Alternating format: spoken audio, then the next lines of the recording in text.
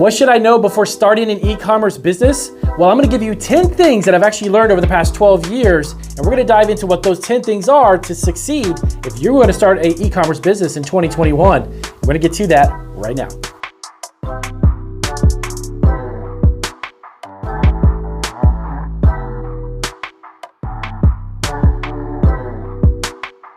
All right, so welcome back. It is Damien from Marketing Food Online. So in this video, I'm actually going to boil down what I have actually learned over the past 12 years as an e-commerce entrepreneur. We started, my wife and I, over 12 years ago online, and we created our snack and candy business, and we have sold in excess of nearly $1 million in product through our snack and candy businesses on our 6 e-commerce websites. I have built them on Weebly, I've built them on Shopify, and we have multiple platforms like Amazon, eBay, and Etsy, just to name a few. So, what exactly do you need to know in order for you to start an e-commerce business? So I'm gonna go through these 10 different things. They're in a specific order, so you wanna make sure you kind of go through them and check them off. If you don't have any e-commerce experience, these are definitely gonna give you a great foundation for you to understand what is expected and what to do to make you a legitimate business. Now, many of these steps are very, very similar to actually brick and mortar businesses because you need to take it as just that, a legitimate business. If you're looking to create a hobby, you might as well stop watching the video right now. Just continue to do your hobby, but I would highly recommend that if you want to take it seriously, you need to do the following 10 things. So what are those 10 things, Damien? Number 1, secure a business name. Now, before you even begin to come up with an idea for a business itself or write a business plan, you need to make sure that you actually can get the business name. Because believe it or not, you have to do what's known as a business name search. They have to have a name search done on the type of name that you're going to choose in order to make sure that it's obviously not already taken. Now, Damien, does this have to do with a domain name? Not necessarily. You want to create the business name itself first prior to going to the next step. Okay, so if you get the name and you secure it, do you want to use that as the specific domain name or do you have a different domain name? I would highly recommend in this day and age, I would say use a business name as a domain name because that will coincide when you begin to brand your business. You don't want to have a multitude of different names or slogans or logos or phrases. That's going to throw off your customer and they're not going to know either what the name of your business is, or is this the slogan or logo, or is this your trademark? It's going to get confusing. Get your business name, number 1. So number 2, domain name for your website. So then you want to move on to securing a domain name. Now, by the way, Marketing Food Online actually has a ton of software and also internet and e-commerce features available down below this video in the description section.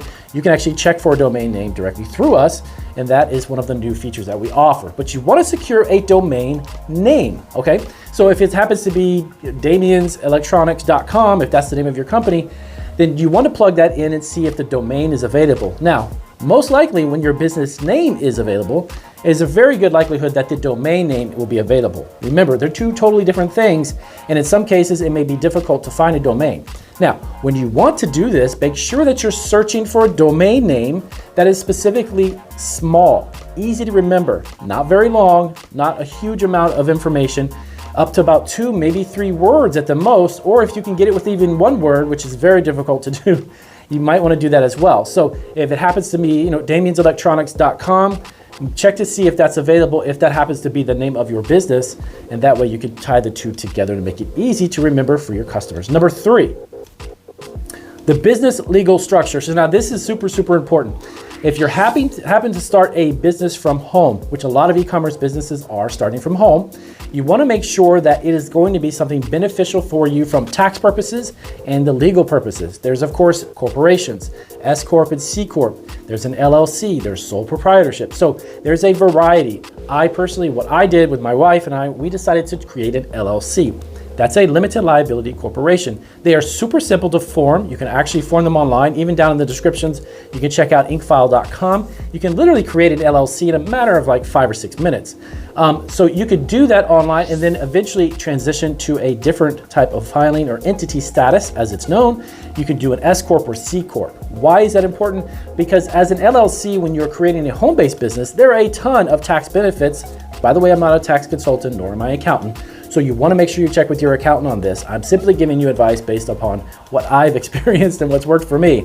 So create an LLC, limited liability corporation. There is a ton of tax advantages when you utilize your home for any purpose based on your business.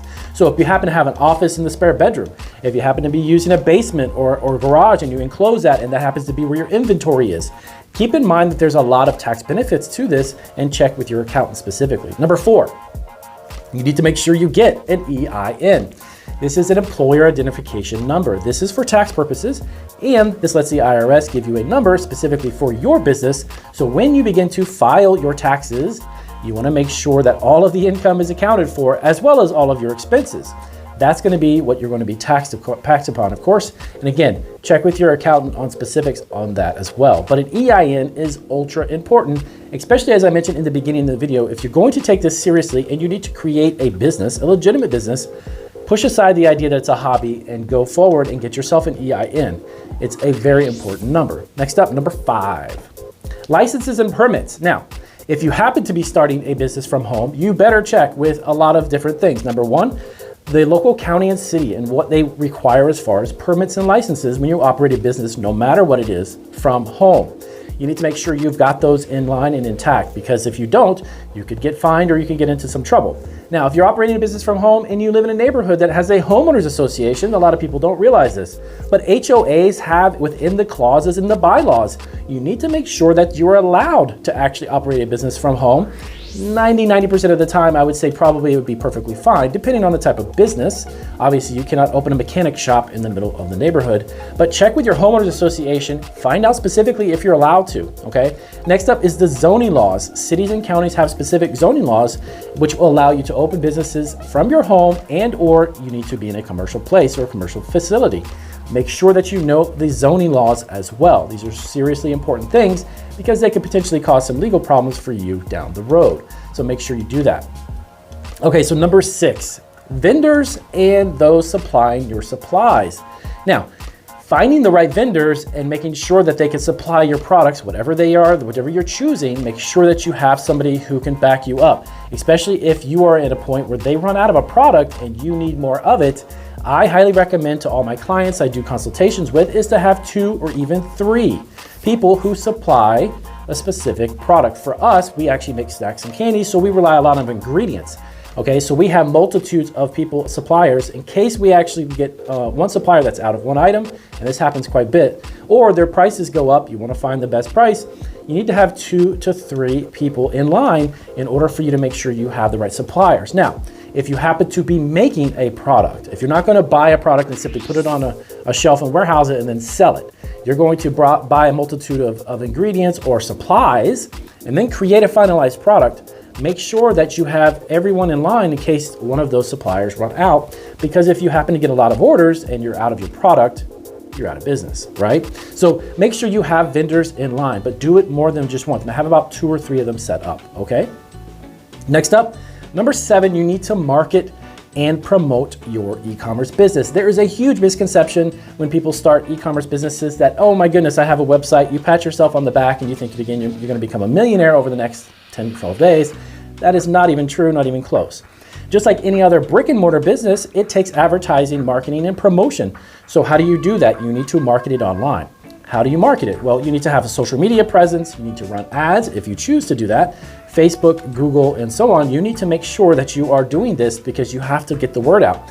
There's a lot of competition for all kinds of products, doesn't matter what it is, but you need to make sure that you market and promote it. Otherwise, you have a website where there is no traffic and nobody's going to you because nobody knows who you are.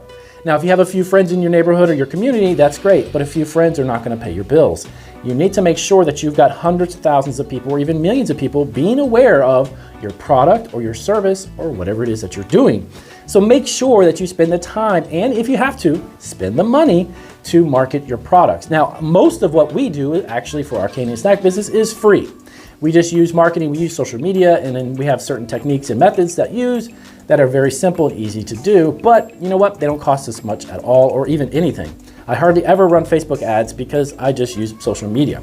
Now, if you're new to this and you're not familiar with how to do that, then that's okay. You can also go to Fiverr even, and down below there'll be a link in the description. There are people on Fiverr who could freelance and help you market your website if you just don't know how to do that. That's fine. If you need help even creating a website, Fiverr can do that as well. So check down in the description. I actually have Fiverr freelancers do quite a bit of our logos and some other design work for us, and even some promotional work and blog posts. And they are very inexpensive, easy ways to actually promote a product. So you don't have to know it all, nor do you have to do it all becoming an entrepreneur. Next up, number 8, you need to have insurance. Okay, so no matter what you're selling, it doesn't make a difference. You need to have business insurance. If you're selling a widget or a screwdriver or a cookie or a bundt cake, make sure that you have insurance, because things happen. People hurt themselves, or they use something wrong, or they eat something, get sick, whatever the case may be. Insurance needs to be a priority in your business after you actually get all of these things set up. You need to have insurance in place. So do check that out. And down below, if you wanted to check, I believe there's a handful of different companies you can check on that as well, okay? Number 9, you want to maintain your inventory. Now, earlier we talked about finding a vendor for your product or your ingredients or whatever it is that your supplies that you need. That's one thing. That is not the same as maintaining your inventory, okay? Once you get the vendors or the suppliers, you need to be on top of your inventory. If you happen to be physically inventorying product in a warehouse, you need to make sure you maintain those levels. If you have software that's available that can track all of your inventory as well, make sure that you have a sufficient amount of inventory. Especially, you need to be aware of seasonality. When it comes to products, things that sell really well in summer, if you go into the beginning of summer and you don't have the products in hand, you're not going to be making any money. So you need to forecast out between 2 to 3 months ahead of schedule to understand what type of seasonality, what special event, what's coming up that I need to be aware of. That way you can maintain inventory and you'll never be out, because that's the idea of obviously selling products, is just that. You need to have the product to sell.